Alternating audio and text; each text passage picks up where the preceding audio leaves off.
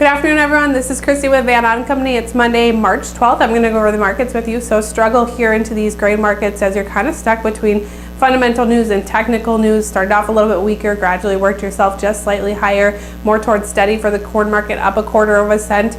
Bean market up about 1.5, and then the wheat market up 1 for Chicago and Kansas City. Biggest support came into Minneapolis wheat, up about 7 cents.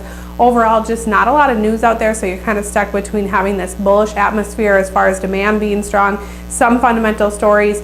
But the most concerning point is that Argentina is dry, but you're not seeing the meal market follow that anymore. And out of Argentina, the meal market should be the leader of the pack here, down almost 5% last week and down again today, but you are seeing the soybean market be able to stabilize here. So that's the biggest question, is how long can we run off this bullish atmosphere of the technicals and the funds being buyers.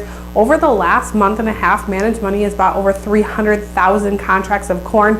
That is a concern here. It doesn't mean that they're going to switch or stop, but you have to give them a reason to really want to continue to buy here, and we're running out of that time. And so that's one concern for us, is that Managed Money could stop being buyers, and who is here to buy if it's not them, or even if they became sellers, who's there to buy to offset that pressure? And that's a big concern of ours. Meat markets followed that trend of the fact that once you have grain markets up, really struggling into the meat markets. Live cattle down over $1, feeders down about 35, lean hogs down 17.5 cents, and then pressure into those outside markets. Once again, crude market down 55 cents, dollar down 20, Dow market down 200 point at one point, as it's very sensitive to any talk of trade, and that's been a big one around these markets lately. So we'll have to see what funds decide to do. Did get good inspections. That's one thing that's really going for these grain markets, is high demand right now, but we're still behind pace as far as it goes for soybeans, so that's one to watch as well.